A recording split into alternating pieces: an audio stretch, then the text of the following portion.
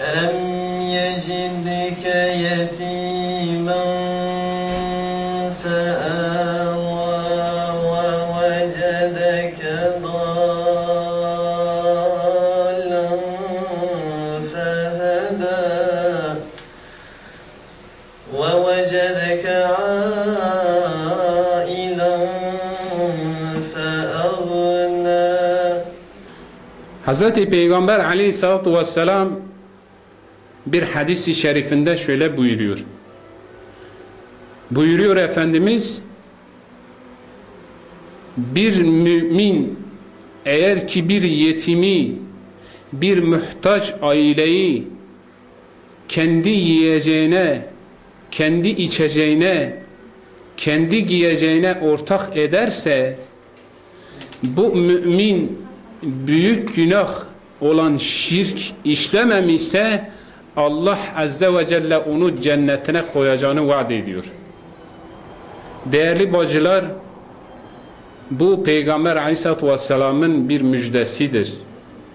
Zira Hz. Muhammed Aleyhisselatü Vesselam ağzından çıkan her söz Allah'ın vahiyleydi. Çünkü Allah Kur'an-ı Azimüşşan'ında buyuruyor, Resulüm ne söylerse o kendinden bir şey söylemez. O Allah'ın vahiyle konuşur.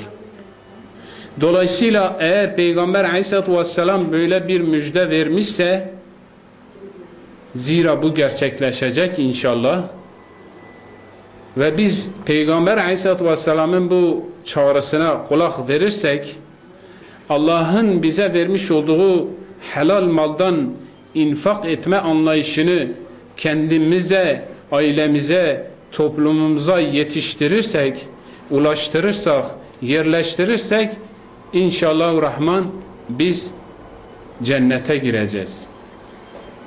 Zira Peygamber Aleyhisselatü Vesselam bunu müjde ediyor. Ve ilk yardımımızı da Van'da deprem olmuştu ve yardımlarımızı Van'a götürmüştük. Fakat Van'a giderken, Erciş'e giderken biraz endişeliydik. Bunun sebebi de buydu. Medya ve basın öyle abartmıştı ki İşte Van'a yardım göndermenize gerek yok artık. Çünkü fazlasıyla gitmiş. Oradaki yardım dağıtılacak insan yok. Fakir bulamıyoruz şeklindeydi. Bu işin görünen kısmıydı. Bu işin medyanın istediği veya duyulması istediği kısmıydı. Fakat biz Van'a ve Erciş'e gittiğimizde de bu olayların sadece hayali bir haberden ibret olduğunu görmüştük. Çünkü biz orada aileleri gezerken ailelerin söylediği laf buydu. Şu ana kadar bize hiçbir yardım gelmemiş. Şu ana kadar hiçbir yardım kuruluşu, hiçbir devlet yardımı almamışız ve mağduruz. Öyle geziyoruz. Konteyner mahallesinin bulunduğu kısma gidiyorduk. Biz konteynerin kısımlarına fazla yardım yapmadık. Çünkü bu da bir gerçekti. Konteynerde kalanların, yaşayan insanların durumu hep böyle orada çalışan memur kesimi insanlardı. Halbuki Van'ın fakiri, Van'ın yetimi, Van'ın mağdur insanları kendilerine eski ilkokul verilmiş, üstü apaçık naylonla örtmüş, banyosu, lavabosu, affedersin tuvaleti, yatak odası, hepsi bir olan bir odada yaşıyor bir tane abla. 4 tane yetimi var ve o haliyle de şükrediyor. Diyor ki Allah'a hamdolsun gene başımızı sokacak bir yer buluyoruz. Eskiden hepimiz köylü çocuğuz biliriz. Ahır vardı, özür dilerek.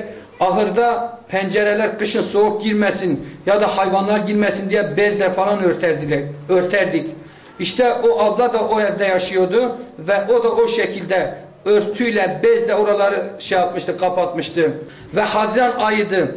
Afrika'ya gitmiştik. Bizzat ben kendim de o ekipteydim ve Afrika, Kenya'ya gittik. Kenya diyoruz fakat bizim gittiğimiz kamp Somali sınırında dünyanın en büyük mülteci kampıdır. 600 bin insan yaşıyor. Nairobi'ye indik. Oradan 400 kilometre yol aldık. Nairobi'den Garissa şehrinden sonra da 100 kilometresi asfaltı yolu olmayan dağ yoluyla gidildi. Burada yüz binlerce Müslüman yaşıyor. Ogedanlı Müslümanlara biz yardım götürdük. Ogedanlı Müslümanlar Etiyopya rejimi tarafından sırf Müslüman oldukları için, sırf ablalarımız, bacılarımız örtülü oldukları için rejim tarafından onlara zulüm ediliyor ve onları kendi yurtlarından çıkarmışlardı. O kampa gelmişleri, oraya yerleşmişlerdi. İnanır mısınız 2 yaşındaki kızların başı örtülü, 5 yaşındaki erkek çocuğu 5. cüze kadar ezbere biliyor. İslami hassasiyetleri gerçekten öyle güzel ki insan kendisini Medine'de, Mekke'de öyle zannediyorsun. Ve yardımları dağıtırken ablalarımız öyle bunu ablalarımız diyoruz çünkü %95'i hepsi yetimdir, hepsi dul bayanlardır ve 4-5 tane bey olan ablalarımız vardı. O beyler de psikolojik sorunları var. Bazıları Etiyopya rejimi onların bacağını kolunu kesmiş ve zor şartlar altında yaşıyorlar. Bu ablalara biz yardım götürdüğümüzde yanaşmıyorlardı. Böyle açgözlülük yapmıyorlardı. Birisi bize bir keçi, canlı keçi verdi. Dedi onu bizzat kendi elinizle birisine teslim edin. Orada 10 aile biz sorduk. Hiç kimse kabul etmedi. Biz de şaşırdık. Ya dedi bura fakir değil mi?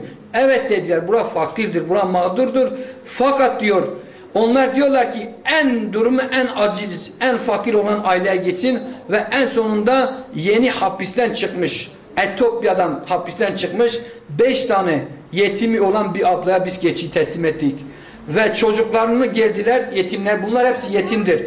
Yetimleri getirdiler, biz dikkat ettik hepsinin üzerinde güzel elbiseler var. Biz şaşırdık. Ya dedik bu neyin nesi? Dedi ablalar demiş ki biz onlara duygu sömürüsü yapmamak için çocuklarımıza bayramlıklarını giydirdik. Az önce gördüğünüz bu çocuk Etiyopya rejimi tarafından annesi babasıyla beraber ateşe atılmış. Annesi babası ateşte şehit olmuşlar ve bu çocuğu bir tane ateşten kaçırıp geliyor kampta bırakıyor.